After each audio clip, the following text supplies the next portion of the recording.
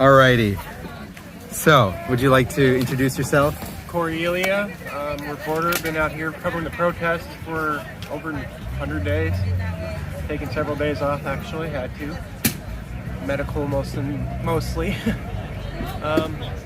Yeah, it's been interesting. I came out here today just to check out what's going on. I was hearing about all the mutual aid situation. This has been interesting. There's like 5 different groups going here right now. There's so much.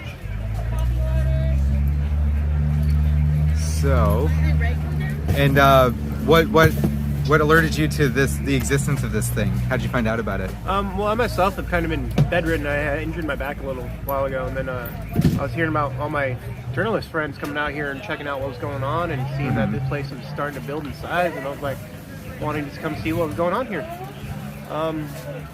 Yeah, there's just so much mutual aid. People, just anything you need, just ask somebody and they'll just be like direct you right to the tent to go find it. Pretty cool. I just seen a kid a minute ago running around in an adult-sized gas mask. That's why I was distracted. I was over there photographing. That was interesting to see. Yeah. Nice. And have you been covering any of the fire? I actually went down south a little while ago, yesterday afternoon, and a little ways down near Sweet Home to check out, see what like the smaller towns were like, how inundated they were with smoke, and it was kind of interesting. Portland and most of the way down there has pretty equal quality for air, but there are some towns that are hitting up near the 700-800s. Somebody sent me a screenshot on that trip that was saying something almost 1,200 parts per million. So like unheard of amounts of carbon in the air in some of these towns. I mainly went down south because I know you guys have probably been hearing about, like, over towards Molalla, Estacada, Clackamas, there's been some alt-right militia groups that have been forming. So I decided I wanted to go down south to try and avoid that. So that was interesting. We didn't really run into much alt-right militia groups blocking off certain towns or anything like that. It was pretty peaceful, pretty quiet. There wasn't many people out on the road. And did you see any towns that were just gone? Or? No. So as we were trying to head east towards the fires from Sweet Home and all that, there's only so far you can go before it's completely locked off. And for people not familiar with Oregon, like in relation to Portland, where would they see Sweet Home on the map? So just east of like Eugene, Salem. Okay. Up in that, somewhere in between there, just east. Okay.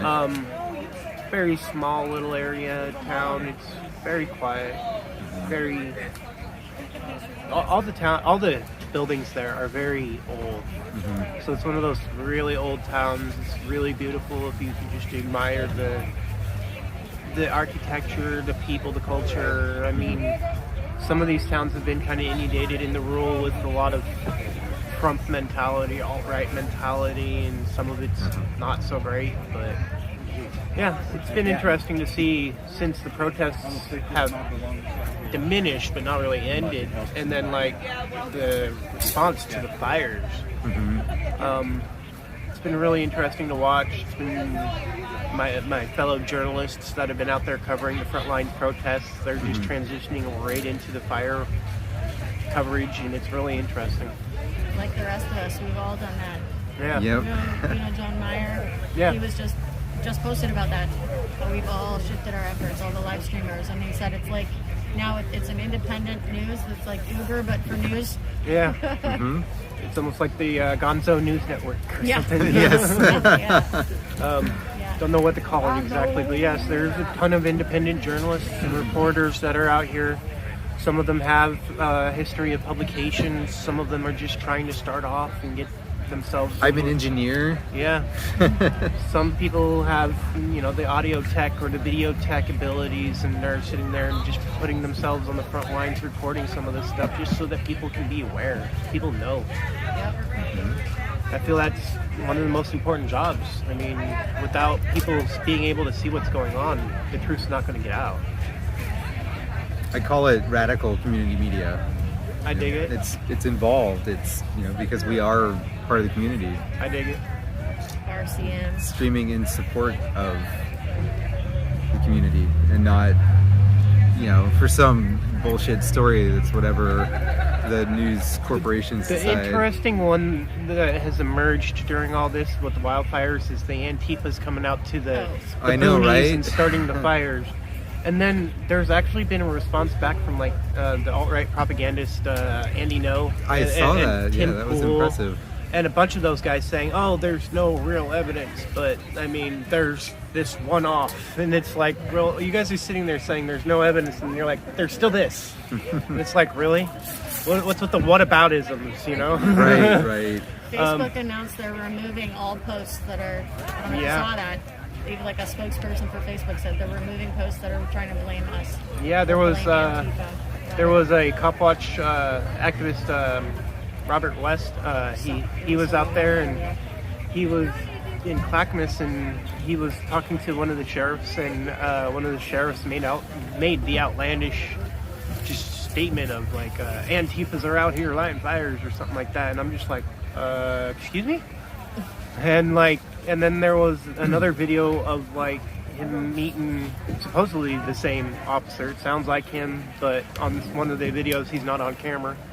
And like literally him sitting there talking to militia groups, explaining to them how to get away with stopping people and Put a knife in them. their hand. And You think that guy's if from here? there's a death, put a knife in their hand or something like that.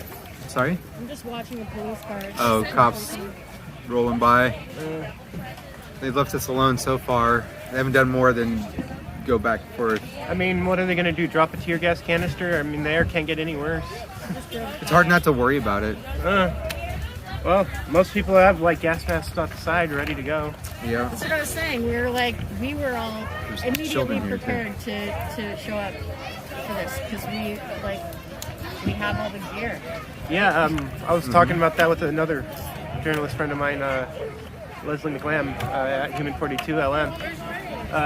Talking to her, I was like, literally, we're pretty much prepped for the fire, and we weren't even needing to be at the last moment like, oh, where do we get a gas mask? I have a small collection going right now of different ones. Yeah. I had to upgrade from my original one, and then so got a new one, and then It's now a nice one. I was looking at one like that. Yeah, I'm not even sure what the model is on this guy. I think it's the 3M. Yeah, it's Right. 3M. I just ended up with this one because it was the best one that I could find at the moment. I have the same one. I think it's something 6800. Something like that. It's good. It's like the only one that you can buy right out. Mostly is the cloudy. P100. Just a bit. So yeah, I mean, if there's anything else you guys want to know, I think my ride was just actually getting ready and eyeballing me when they were walking by. Your birthday's coming up. How old are you going to be? 32. Ah, Getting you're old. good. Youngin'. I'll be 45 in a couple months. So. Hey, this is what you have to. All right, this kit. Right. This, 44 we looks need to okay. clean up the cigarette butts. We need to Well, clean it's up been all the fun, roaches. guys. Thank you very much. Yeah. Thank you, Corey. No, I'll catch up with you guys. Cheers. Stay safe. You too. This is not chill spot. This is outside. This is Okay. not everybody that is That was an interview with Corey Elliott. Ease up a little bit. I want to find a mask and put it on. There's a woman. They've been trying to keep people out of there, but there's a woman without a mask just rifling through everything right there. Harsher than I usually Yeah, there's extra cloth masks on that table over there. All right, everybody. Back to work. Just a quick little interview there. Maybe we'll come back for more later. Thanks for watching.